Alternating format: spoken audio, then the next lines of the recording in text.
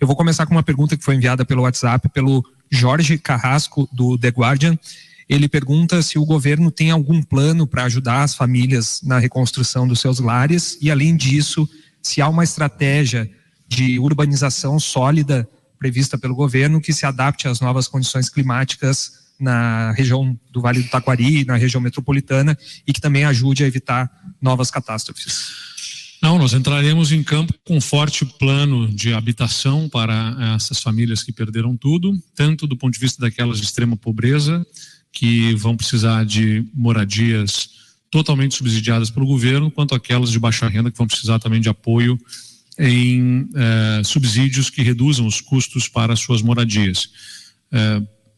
Como o tamanho, né, do impacto no número de municípios é enorme, naturalmente isso vai exigir um esforço gigantesco também orçamentário, e é por isso que nós estamos pedindo ao governo federal uma série e a União, mais do que o governo federal, porque vai passar pelo Congresso, tudo aquilo que a gente está apresentando, a necessidade de suspender pagamentos da dívida, a necessidade de se constituir um fundo para a região sul que priorize o estado do Rio Grande do Sul, à luz do que acontece para outras regiões, entre outras ações que deem condições financeiras para que o estado tenha fôlego para atender essas comunidades e também para desenvolver um plano robusto de resiliência climática para as regiões que foram mais afetadas, o que deverá envolver tanto investimentos em planos de contingência, né, tecnologias de monitoramento e também a implantação de medidas de defesa, né, e de proteção dessas cidades, além de, inclusive, vir a estudar totalmente retirar moradias de determinadas localidades, o que para transferir para outras localidades vai exigir ainda mais força e fôlego financeiro. Como há sensibilidade nacional pelo que aconteceu no Rio Grande do Sul, como há manifestações firmes de apoio, nós acreditamos que é possível nós sonharmos com isso e trabalharmos nessa direção. Próxima pergunta do Diego Nunes, do Jornal do Comércio. Governador, boa noite. Gostaria de falar sobre a dívida do Estado com a União, né? O senhor hoje teve uma reunião com diversas autoridades do Rio Grande do Sul e também com o governo federal, com o ministro da Fazenda, Fernando Haddad. Gostaria de saber se já houve uma resposta do governo federal, se o senhor espera ainda hoje uma resposta e se tem algum indicativo de que possa haver essa suspensão e até quando ela estaria valendo. Conversei com o ministro Fernando Haddad pelo telefone hoje e quero manifestar minha confiança nos encaminhamentos que ele dará. É, de fato, um assunto muito complexo, porque todos os gestos e movimentos que forem feitos em direção ao Rio Grande do Sul, naturalmente, envolvem uma governança federativa e temas que afetam outros estados também. Então, compreendo que ele tem uma complexidade na definição, nas tomadas de decisão, e que compreende a urgência.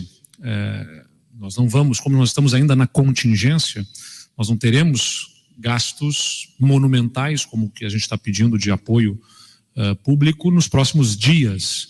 Então, compreendo que a gente leve ainda mais alguns dias para a definição, mas terá que ser urgente e a minha preocupação é justamente que não tomem nenhuma decisão sem estarem afinados conosco. Não adianta tomar encaminhamentos, decisões que não considerem as necessidades que o Estado efetivamente tem para poder ter capacidade financeira, fiscal, administrativa para a recuperação.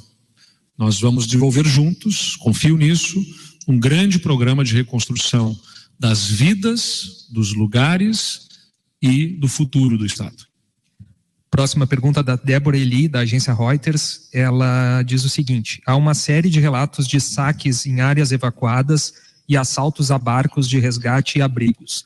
O que o governo está fazendo para conter esses ataques? A gente estava na apresentação aqui, né? Estamos reforçando Força Nacional, chamamento de todos os policiais que estavam em férias, horas extras, todas as possíveis para reforçar a presença dos nossos policiais, convocação aí por edital para que até 1.000 homens e mulheres da nossa Brigada Militar atuem extraordinariamente no Estado.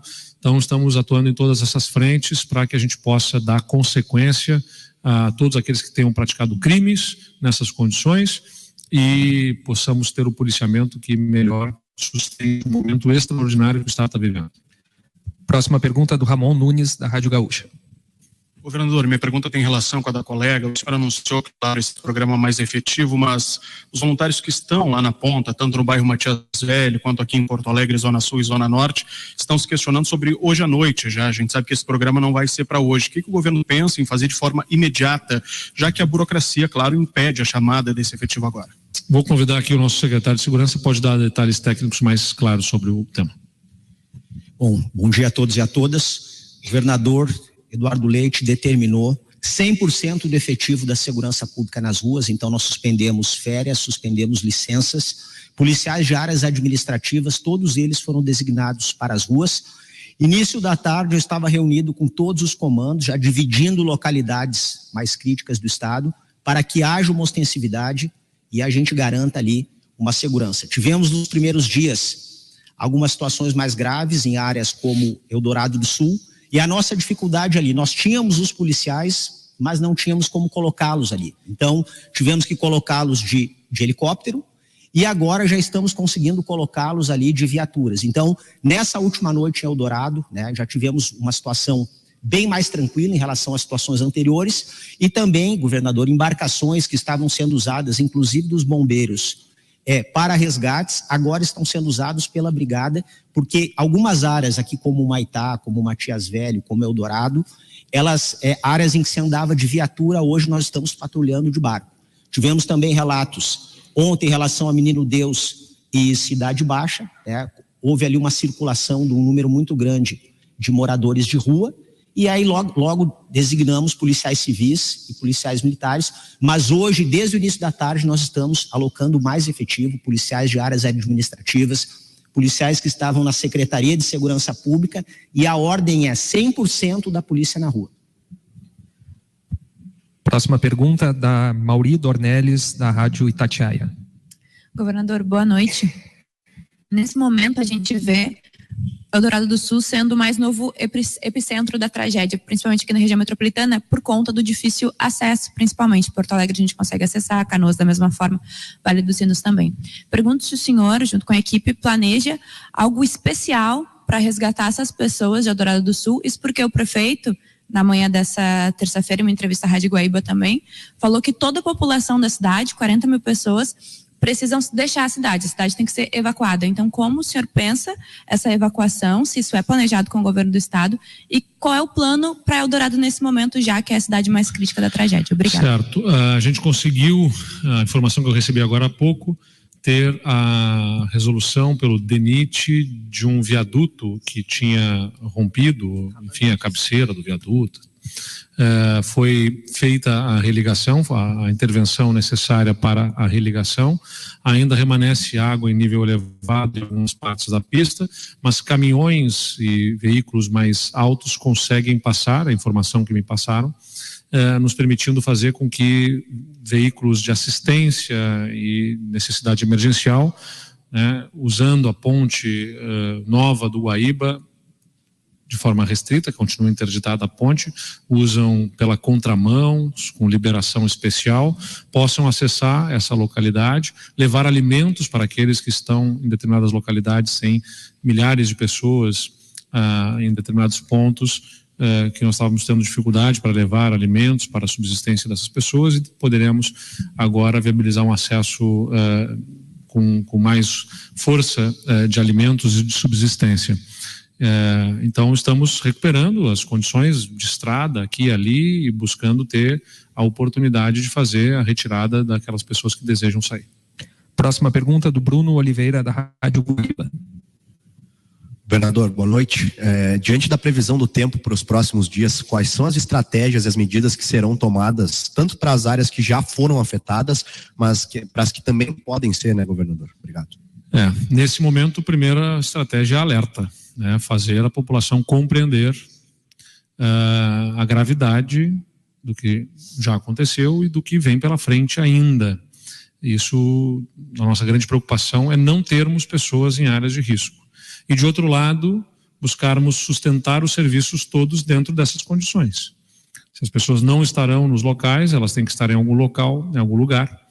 Se elas vão estar abrigadas em abrigos públicos. Nós precisamos garantir que esses abrigos estejam atendidos com abastecimento d'água, saneamento, esgotamento sanitário, que a gente consiga ter energia elétrica, alimentos e, em função do frio, cobertores, né? Então são muito bem-vindos as doações de cobertores, né? De roupas de inverno, nesse contexto que está se avizinhando para o Rio Grande do Sul. E nós estamos buscando apoiar os municípios em religação de serviços, né? Então, hoje pela tarde, estive com o prefeito Sebastião Melo no DEMAI e já está havendo uma cooperação entre o DEMAI, a Corsan e a Copasa e a Sabesp, que são companhias de Minas Gerais e de São Paulo, também que eu pedi aos governadores que colocassem à nossa disposição. Estão enviando técnicos para cá, estou pedindo colaboração técnica também de outras companhias, de outros estados, e pedindo que nós tenhamos um grupo, né, de trabalho focado, além do restabelecimento do abastecimento, também buscando ajudar na drenagem urbana, especialmente aqui em Porto Alegre, onde nós temos grandes contingentes de pessoas que estão afetadas e porque as máquinas, as casas de bomba ficaram afetadas também. Temos que tentar dar a solução mais rápido possível para tentar trazer alguma normalidade, já que sabemos que o Guaíba vai levar tempo para baixar. E mesmo com o Guaíba baixando, se a drenagem urbana não tiver condições, vai levar mais tempo ainda para escoar essas águas na cidade. Antes de passar para a próxima pergunta da Cristine Galiza, nós estamos recebendo muitos comentários na live e no YouTube a respeito do PIX. Pessoas questionando o destino das doações feitas pelo PIX SOS Rio Grande do Sul. Se o senhor puder, governador, aproveitar essa oportunidade. Super importante quem está nos acompanhando na live. Vamos lá, para ficar muito claro, né? O PIX não é para o governo, o PIX é para uma conta de uma entidade privada que é da Associação dos Bancos do Rio Grande do Sul, que são bancos públicos, na verdade. Então, uma entidade privada, não é dinheiro para o governo para fazer. Nenhuma das ações que nós anunciamos aqui vai consumir os recursos do PIX. Os recursos do PIX são para, com a participação de entidades sociais, nós atendermos as pessoas que foram atingidas. Como é que nós fazemos isso? Governança bem definida. Um decreto define um comitê gestor, onde estão várias entidades, associações de municípios, entidades privadas, empresariais, entidades sociais e assistenciais, que decidem a forma de aplicação desse recurso. E uma vez decidida a forma de aplicação, são chamadas entidades sociais para que a gente possa fazer esse recurso chegar na ponta para as famílias, e ele vai ser priorizado para ajudar a reerguer as vidas das pessoas, porque toda a assistência agora está atendida. Alimentos existem, né, roupas de cama, colchões, a água que está chegando, enfim, tudo isso existe, tem disponibilidade, tem desafios logísticos para fazer chegar nas pessoas, mas não faltam esses materiais, esses insumos. O que as pessoas vão precisar do apoio vai ser no momento seguinte para reerguer as suas vidas. Cabeleireiro que perdeu todo o seu salão, a padaria que perdeu tudo que tinha, a lojinha, né, o pequeno comércio, esses pequenos estabelecimentos comerciais. Então, é uma das ações que nós priorizamos lá no Vale do Taquari, e, aliás, pelo portal sosenchentes.rs.gov.br.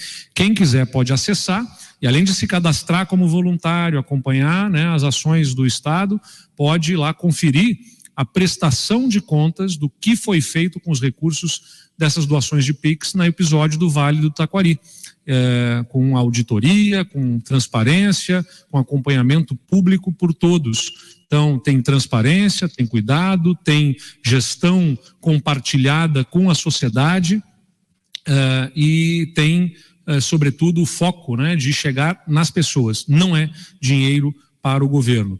Nós tomamos a decisão de fazer uma chave PIX no episódio do Vale do Taquari, a partir do que nós começávamos a observar que estava acontecendo naquele momento, de sensibilidade das pessoas, e pelo que a gente ouviu quando eu falei, fiz uma reunião de secretariado em conferência virtual com o governo de São Paulo e com o prefeito de São Sebastião, que tinha tido um episódio de deslizamentos de terra lá em São Paulo no início do ano passado. E uma das questões, entre tantas, que ele nos trouxe foi: infelizmente, neste momento, que as pessoas estão muito emocionadas e sensibilizadas e querem ajudar, oportunistas, né, e golpistas se aproveitam da sensibilidade das pessoas e pedem doações para movimentos que são inexistentes e acabam embolsando esse dinheiro e fazendo qualquer outro tipo de uso, que então era importante termos um canal seguro. Nós respeitamos todas as iniciativas, cada um faz a doação para onde entender melhor, para onde entender mais pertinente, e respeitamos. Existem muitos movimentos de vaquinha e de mobilização por arrecadação, honestos, né, e que são efetivos, que têm gente preocupada em atender as pessoas. Infelizmente, tem também muitos outros que estão fazendo arrecadação sem transparência, sem o mesmo compromisso. Por isso que nós resolvemos fazer, com um decreto, com governança, com transparência, com entidades sociais participando, um canal seguro para que as pessoas pudessem fazer doação. Não é para o governo, não é para fazer o que o governo tem a obrigação de fazer. Vai chegar nas pessoas, tem transparência, quem quiser ver, já o que foi feito no episódio passado pode acessar sosenchentes.rs.gov.br. Governador, boa noite. O senhor falou nas dificuldades logísticas, né? Aqui em Porto Alegre a gente está apenas com uma rota segura de entrada e saída, que é a RS 118-040. E há uma preocupação com o desabastecimento nos mercados. A gente está vendo relatos já das pessoas de não encontrar mais água mineral. Também houve uma corrida aos mercados, porque 70% de Porto Alegre ficou sem água potável, né? Está sendo adotada alguma estratégia para garantir a liberação dessas estradas, para que os caminhões possam chegar com mantimentos, com remédios à cidade, para que esse desabastecimento? Que estratégias aí vocês estão planejando? Bom, nós estamos em contato direto com os setores produtivos para garantir que as plantas de produção tenham capacidade, né, de operação mínima, as que tenham essa capacidade. Vamos trabalhar para ajudar também o restabelecimento daquelas que foram atingidas. Então tem que ter a produção, tem que ter os insumos, tem que ter, né, os itens sendo viabilizados. Os centros logísticos foram afetados também, né? A região metropolitana tem muitos que acabaram também sendo afetados, o que também afeta a logística e a capacidade de distribuição. E temos a questão das rotas. Então não é só ter estrada, né? É ter o produto, é ter a estrutura logística e é ter estrada também. E nós estamos atuando, né, acompanhando os diversos setores em cada uma dessas frentes. Para viabilizar a chegada deles, também em contato muito com a associação de supermercadistas, né, de varejistas, acompanhando os itens críticos que devam chegar para garantir o abastecimento. É claro que poderá haver uma falta disso ou daquilo, mas nós não temos até aqui a preocupação com desabastecimento total. Pode faltar itens específicos, né? Aqueles produtos premium disso, daquilo, determinado corte da carne que não vai ter, que não vai chegar, enfim, mas ter desabastecimento total, nós não temos até aqui essa informação que pudesse ser tratada como preocupante. Penúltima pergunta do Ayrton Lemos, da Rádio Acústica FM. Boa tarde. A minha pergunta é em relação à segurança. Como é que vai ser essa organização do efetivo da Força Nacional, a distribuição desses agentes, como é que vai se dar? Esses agentes respondem a qual comando? É do governo federal ou da Secretaria de Segurança Pública? Passar aqui ao nosso secretário. Boa tarde, Ayrton. Eles respondem ao comando da Segurança Pública do Estado, é a brigada.